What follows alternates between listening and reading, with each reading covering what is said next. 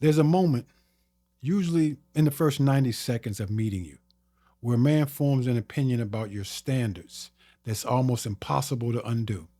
It's not your looks, it's not your outfit, your standards. And most women have no idea it's even happening.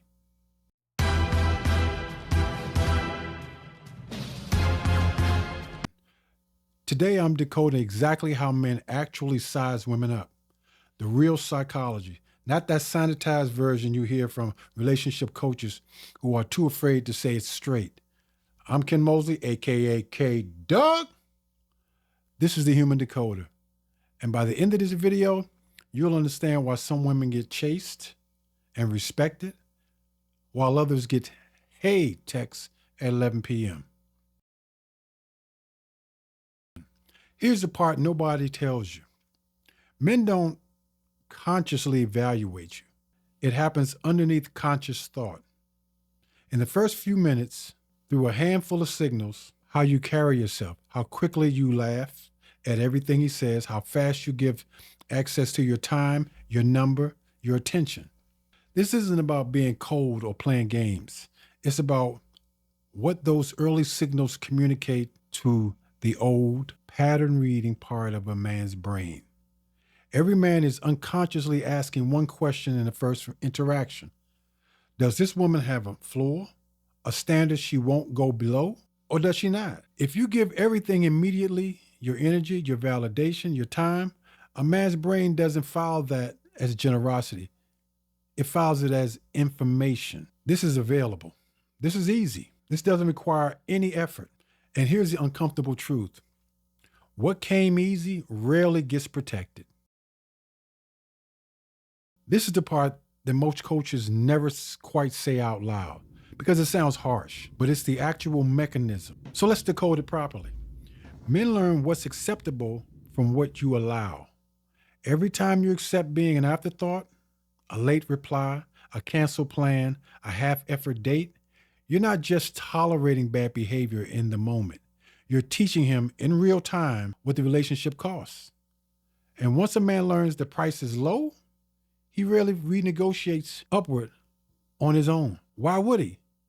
It's working. This isn't a call to be difficult or to punish good men for no reason. It's the opposite. It's about recognizing that respect isn't requested, it's demonstrated.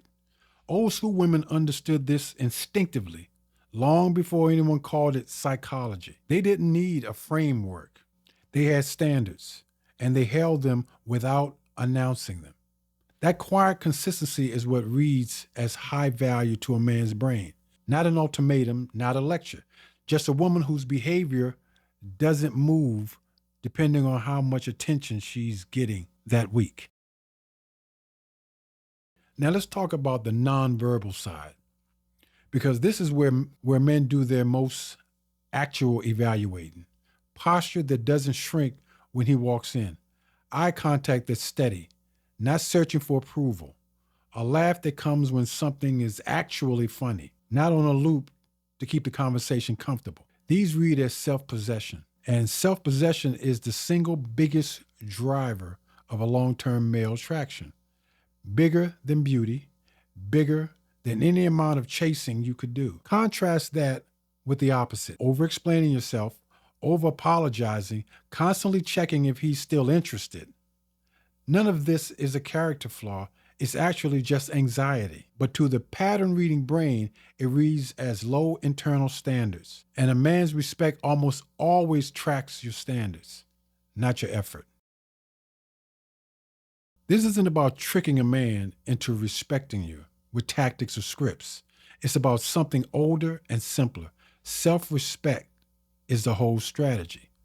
Old school courtships work because both people operated from standards. Not from scarcity. A woman who knew her worth didn't need to perform it. Men could feel it in how she moved through the room, how she spoke, what she would and wouldn't accept. That energy did more work than any text back timer ever could. If you want to know how a man actually sees you, don't ask what he sees. Watch what he does when you hold a boundary. A man worth keeping will rise to meet your standard. A man who disappears the moment you have one was never staying regardless. So here's the decode. Men are reading your beauty first. They're reading your floor, what you tolerate, how you carry yourself, whether your standards move when attention shows up. Raise the floor and you can change what kind of man even stays in the room. If this decode is something for you, hit that subscribe button. I break down male psychology every week. No sugarcoating, no vague self-help, and drop in the comments, what's one standard you had to relearn to hold? I read them all. I'm Ken Mosley, AKA K-Dog. For the Human Decoder, I'm out. Peace.